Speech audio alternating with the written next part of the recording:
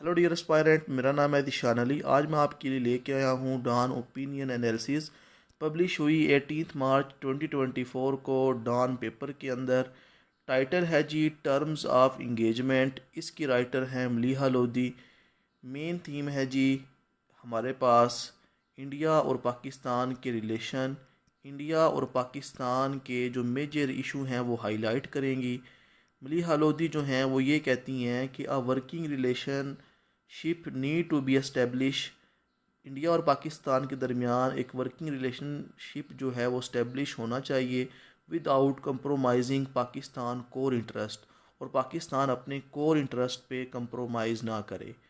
इसके अलावा मैं दो ओपिनियन और इस वीडियो में डिस्कस करूँगा।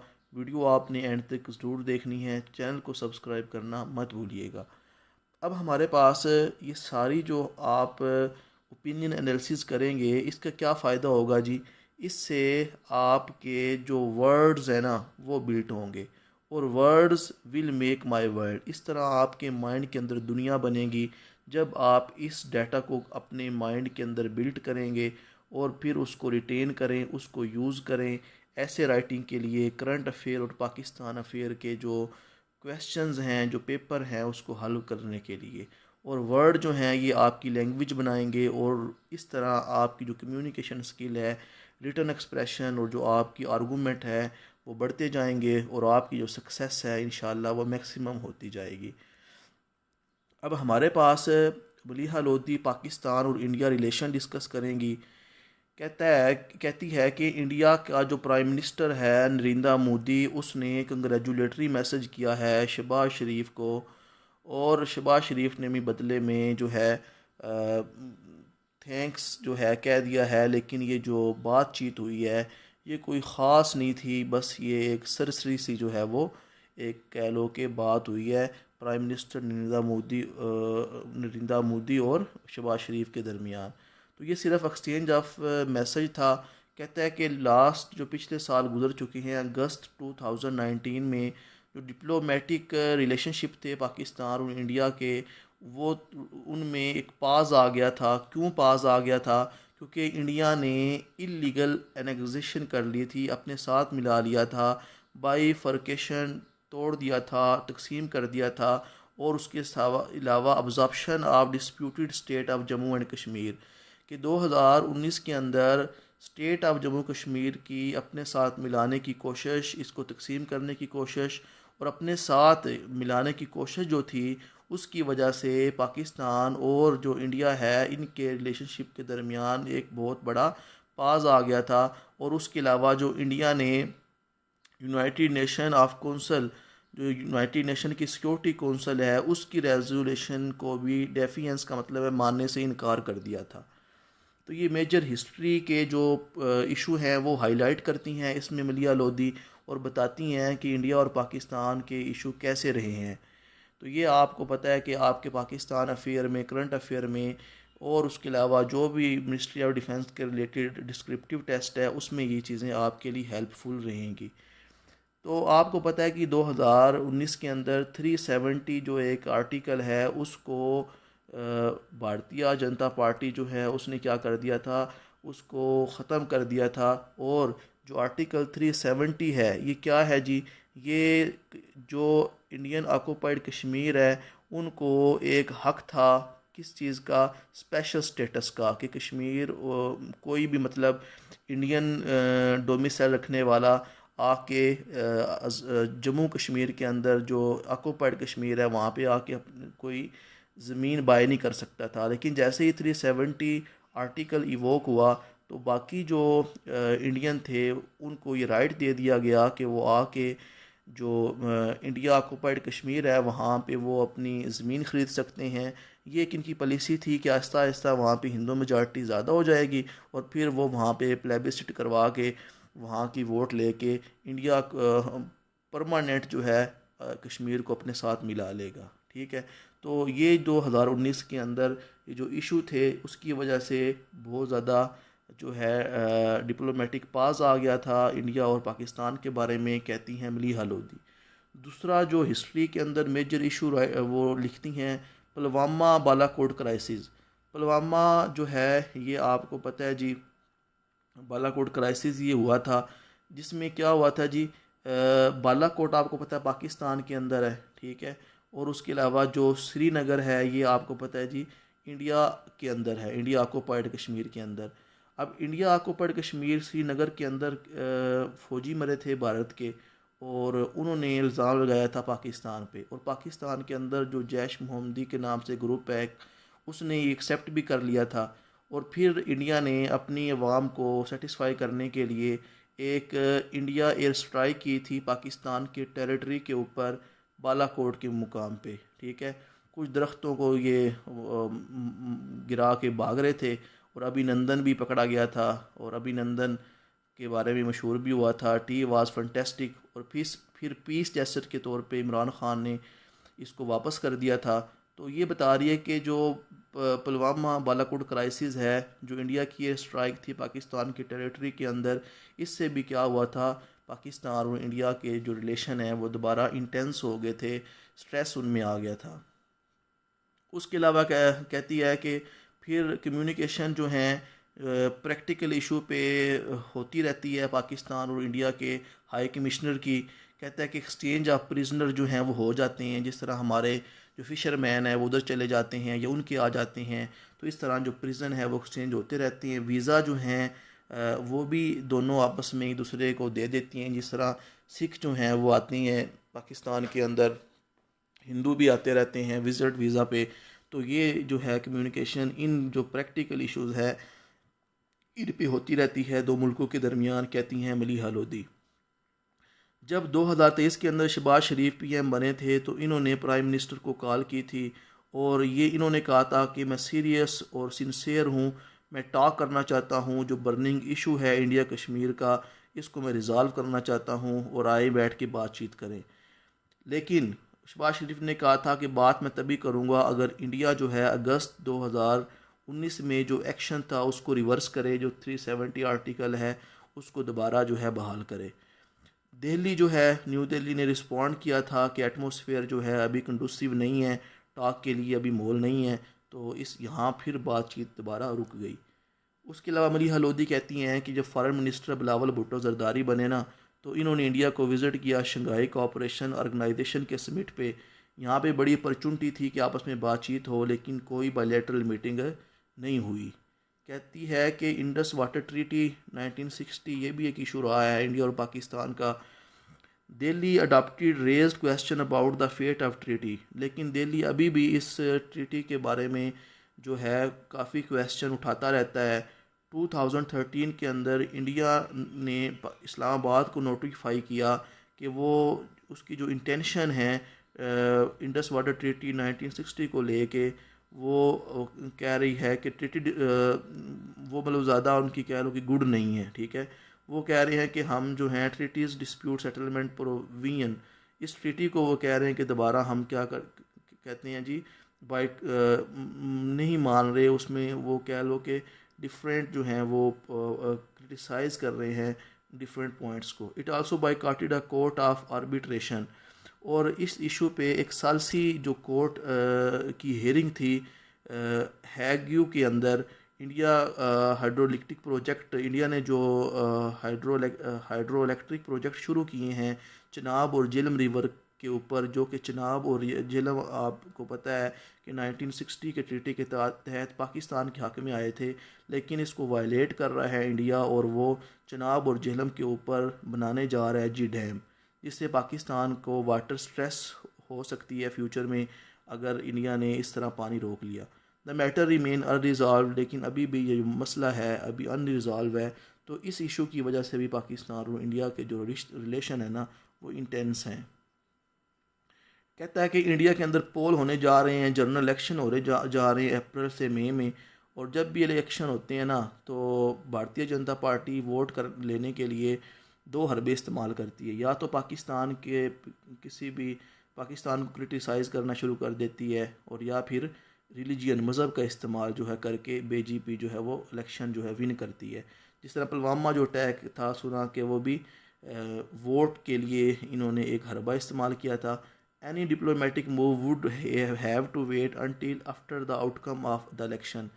कहती है कि अगर हम दोनों मुल्क के दरमियान डिप्लोमेटिक मूव की बात करें तो ये रिज़ल्ट जो होने जा रहे हैं इनके नतीजे के बाद ही हो सकता है। कहता है कि वेदर मोदीज़ बीजेपी अगर जो है भारतीय जनता पार्टी जो है ये दोबारा इलेक्शन में आई या दोबारा ये जो है जीतना चाहती है तो पाकिस्तान ये दोबारा बैशिंग होता है, तनकीद कर सकती है पाकिस्तान के ऊपर अपने इलेक्शन जीतने के लिए ड्यूरिंग द इलेक्शन कैंपेन में provide an indication of its intention, जो शो करेगा कि भारतीय जनता पार्टी बहुत ही एक्सट्रीमिस्ट है और ये अपनी वोट के लिए कोई भी हरबा इस्तेमाल कर सकती है पाकिस्तान को डिग्रेड करने के लिए।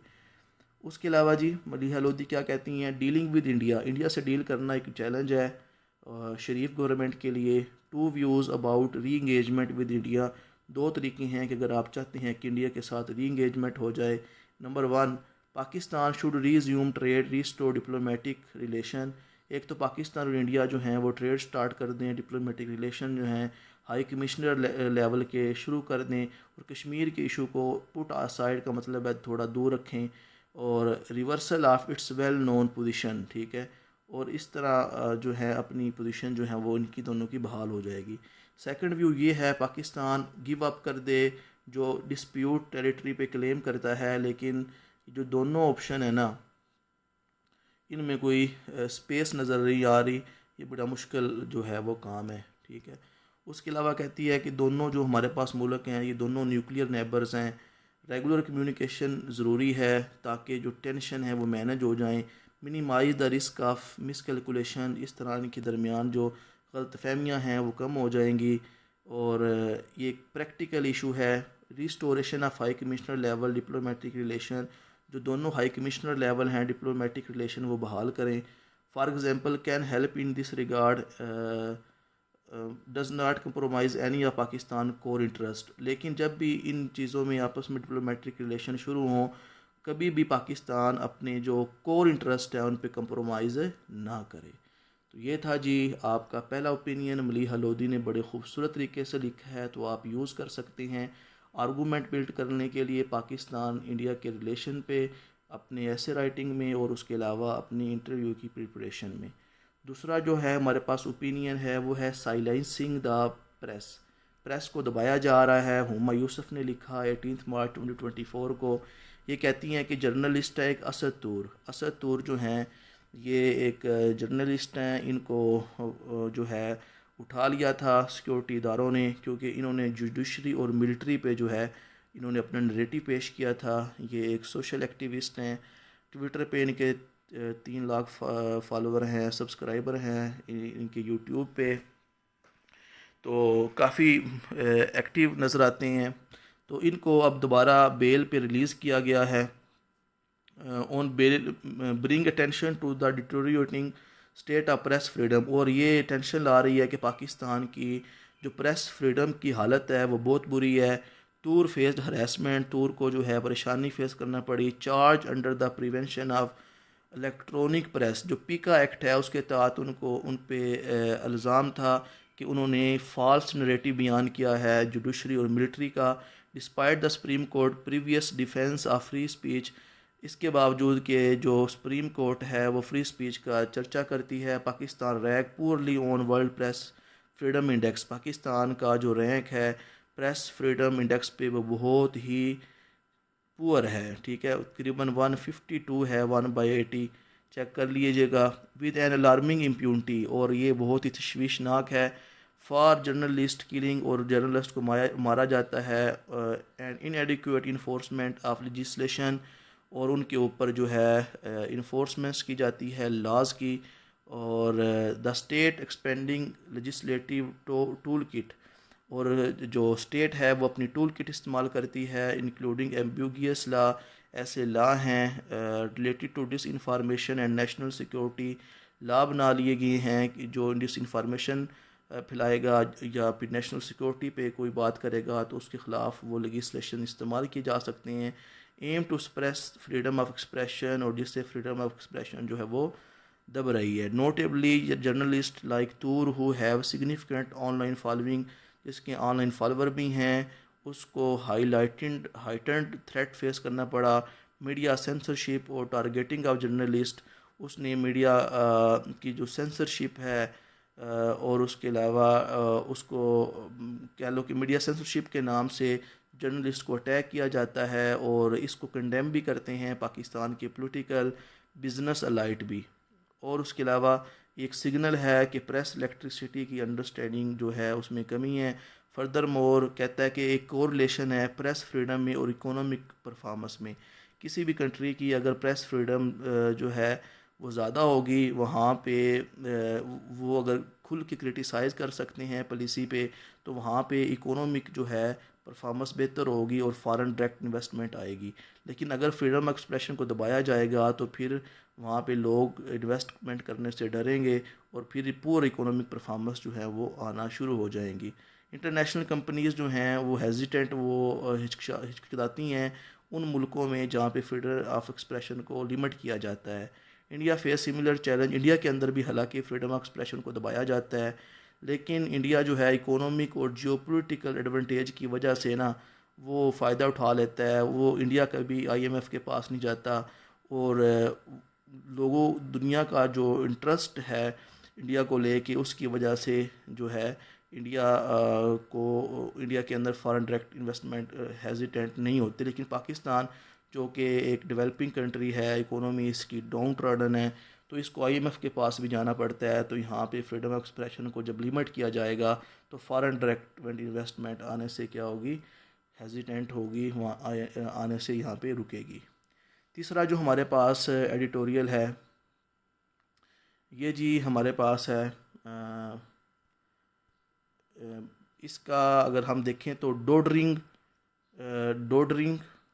सॉरी एक मिनट है, पीछे आ जाएं। इसको हम इसका नाम थोड़ा सा डोडरिंग डोइंस, मतलब ये डोडरिंग डोइंस जो है इसका नाम है। डोडरिंग का मतलब होता है लड़खड़ाता हुआ, डोइंस का मतलब होता है a group of old people, ठीक है।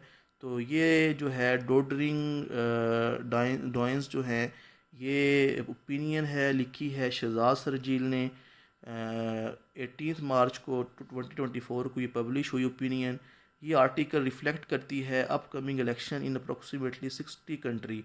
कहता ही है कि अभी 60 मुल्क में जो है इलेक्शन होने जा रहे हैं, पाकिस्तान और इंडिया के अंदर जो हैं अभी पाकिस्तान के अंदर हो गए हैं, इंडिया और यूनाइटेड स्टेट के अंदर होने जा रहे हैं। और वहाँ पे जो प्रोमिनेंट लीडर्स हैं ना, उनकी जो उम्र है ना वो बहुत ज़्यादा है, तकरीबन 70 प्लस हैं या कोई 80 के करीब है। पाकिस्तान के अंदर देखा जाए तो नवाज़ शरीफ और उसके अलावा इमरान ख़ान ये भी 70 की लाइन में हैं, ठीक है। मेन कंटेंडर फॉर पावर, और ये दोनों जो हैं पावर के लिए कह लो कि एक दूसरे पावर लेने के लिए ख्वाहिशमंद हैं। और सुप्टा जेनेरियन ये होते हैं 70 प्लस, 70 से 80 ईयर्स की जो उम्र होती है उसे सुप्टा जेनेरियन कहते हैं। उसको उस तरफ देखो तो अमेरिका के अंदर जो बाइडन और डोनाल्ड ट्रंप वो भी 70 प्लस हैं। इधर से मोदी को देखो, मोदी भी 70 प्लस है, ठीक है। और भी अगर देखा जाए, highlighting the prevalence of older politician in country political landscape, जो शो कर रहा है कि पोलिटिकल लैंडस्केप के अंदर, लीडरशिप के अंदर जो बड़ी उम्र के लोग हैं वो अब ज़्यादा हैं। Article discuss the implication of ageing leader. Article बताता है कि इन बड़ी उम्रों के लीडर का क्या जो है इम्प्लीकेशन होगी गवर्नेंस को लेके, पॉलिसी मेकिंग को लेके, और ख़ास तौर पे इकोनॉमिक रिफॉर्म्स को लेके और इंटरनेशनल रिलेशन को लेके, ठीक है। तो कहता है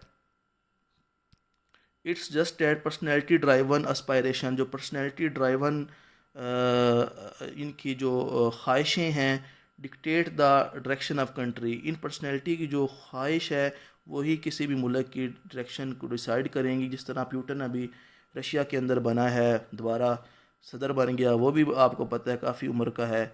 विद इंस्टीट्यूशनल बैकिंग री इन्फोर्समेंट द स्टेटस को, ठीक है। मतलब इस तरह इंस्टीट्यूशनल कह लो कि ये जो लोग हैं ना, अगर मैं आसान लफ्ज़ में बताऊं तो ये इनको पता है कि अब हमारी उम्र बहुत ज़्यादा हो गई है और पता नहीं हमने आने वाले 5 साल गुजारने कि नहीं। तो ये इसलिए कहता है कि ये दोबारा पावर के लिए आना चाहते हैं, और पावर के लिए इनको इंस्टीट्यूशन के साथ कंप्रोमाइज़ भी करना पड़े तो ये कर लेते हैं, क्योंकि दोबारा ये जो है अपना स्टेटस को जो है वो बढ़ाना चाहते हैं। Article also compare the situation in Pakistan and India. Article Pakistan और इंडिया की सिचुएशन कंपेयर करता है कि नरेंद्र मोदी जो है वो दोबारा डोमिनेट हो रहा है पॉलिटिकल सीन के अंदर, हालांकि उसकी जो एज है वो बहुत ज़्यादा है। और ये क्वेश्चन रेज कर रहा है writer, succession planning the role of popularity in politics. ठीक है, तो ये सारे लोग जो हैं दोबारा आना चाह रहे हैं और अपनी पॉलिटिक्स के अंदर पॉपुलैरिटी मेंटेन करना चाह रहे हैं। Overall it explore the intersection of age. इसके अंदर ये एज को बयान कर रहा है, पावर के गेम है पॉलिटिकल डायनामिक रहने के लिए, और यही लोग जब आएंगे तो ये नेशन की जो ट्रेजेक्ट्री है उसको शेप करेंगे। तो इसमें से जो मेन इडियम्स वोकेबलरी है वो आप देख सकते हैं। डोडरिंग का मतलब होता है लड़खड़ाता हुआ, डोइंस का मतलब होता है a group of people specially जो हैं जिनकी एज हमारे बाप के बराबर हो, 70+ हों। सेप्टुआ जेनेरियन पीपल 70 से 79 ईयर्स ओल्ड जो होते हैं। उसके अलावा जी फिग लीफ, वर्का छापा, जस्ट आपने देख लेना जो समझ आ रही है। पैराडाइम मिसाल होती है, ठीक है। ऑस्टिलिटी मैयर होती है जी। ये a period where normal government is suspended between successive regime और रजीम, ठीक है। पॉपुलिज्म होती है वाम पसंदी। अच्छा, लास्ट पे जो बात करते हैं, एक और जो ओपिनियन आई थी वो थी कस्टमर वर्सेस क्लाइंट। तो यहाँ पे वो राइटर बात करेगा कि पाकिस्तान के अंदर अगर देखा जाए तो जो लीड क्लास है वो बड़ी बड़ी कॉलोनीज़ में रहती है। वहाँ पे कॉलोनीज़ के अंदर जो है हर फैसिलिटी होती है। दूसरी तरफ जो बेचारे पुअर लोग हैं जो कि टाउन में रहते हैं, गांव में रहते हैं, उनको क्या मसाइल करना, कौन सी ज़िंदगी बहुत से मसाइल फेस करना पड़ते हैं। और जो लीड क्लास है उनके पास सारी सहूलतें हैं, और जो बेचारे गरीब हैं उनके पास वो सहूलतें मौजूद नहीं हैं। और एक बच्चा जब एक अमीर सोसाइटी में पैदा होगा तो उसकी जो अपब्रिंगिंग है, बायोलॉजिकल ग्रोथ है, वो ज़्यादा होगी। और जो बेचारा पुअर घर में पैदा होता है उसको बहुत से इशू फेस करना पड़ते हैं। जिस तरह अर्बन डेवलपमेंट की जब बात करता है, पब्लिक सेक्टर हेल्थ जो है अर्बन ज़्यादा होगी। जो हाई सोसाइटी हैं, जो अर्बन हैं, एजुकेशन रेट वहाँ पे ठीक होता है, ट्रांसपोर्ट ठीक होता है, पीने का पानी ठीक होता है, सैनिटेशन सफाई सुथराई का निज़ाम ठीक होता है, सॉलिड वेस्ट मैनेजमेंट ठीक होता है, हाउसिंग स्कीम अच्छी होती है। तो ये बता रहा है कि अर्बन डेवलपमेंट इन पाकिस्तान जो है, जो हाउसिंग पॉलिसी बन रही हैं जहाँ पे जिस तरह DH है, बैरियर टाउन है, तो ये बननी जा रही हैं। और गवर्नमेंट का फोकस क्या है जी, वो भी यही है कि वो प्राइवेटाइजेशन को या सोसाइटी की जो प्राइवेटाइजेशन है उसको प्रमोट करे। Developing suburban land and allotting it to high and mid ranking state employ. और हमारे पास कोई ऐसे जो बड़े बड़ी प्राइवेटाइजेशन कंपनियां हैं वो ऐसी ज़मीनें ख़रीद लेती हैं और उसको कन्वर्ट लो प्राइस पे ख़रीद लेती हैं और उसको कन्वर्ट कर देती हैं किस में, सोसाइटीज़ में। तो ये आप पढ़ेंगे तो थोड़ा समझ आ जाएगा, जस्ट आपने रीड आउट कर लेना है, ठीक है। कहते हैं 1990 से जो है स्टेट अर्बन पॉलिसी जो है वो चेंज हो गई है, अब न्यू लिबरलिज्म की तरफ आ गया। न्यू लिबरलिज्म क्या होता है कि प्राइवेटाइजेशन को प्रमोट करे। प्राइवेटाइजेशन सोसाइटी ख़ुद जो है वो सारे सैनिटेशन का, सफाई का, इसका जो है वो ख़ुद ही करे। इनकरेज प्राइवेट सेक्टर और मिलिट्री रन डेवलपमेंट, कि प्राइवेट सेक्टर को गवर्नमेंट भी कह लो कि इनकरेज कर रही है। What happen to family who do not have the national capital to enter, और वो फैमिली जिनके पास पैसे नहीं हैं वो अपना एक प्राइवेट सेक्टर में हाउसिंग स्कीम में एक घर ले सकें, तो उनकी ज़िंदगी कैसी होगी। और जिनके पास पैसा है वो तो ठीक है, वो प्राइवेटाइजेशन की तरफ चले जाएंगे और ज़िंदगी जो है वो अच्छी गुजार लेंगे, लेकिन वो जिनके पास नहीं है मसला उनको होगा। तो मिलते हैं नेक्स्ट वीडियो में, दुआओं में याद रखिएगा। अल्लाह हाफिज़।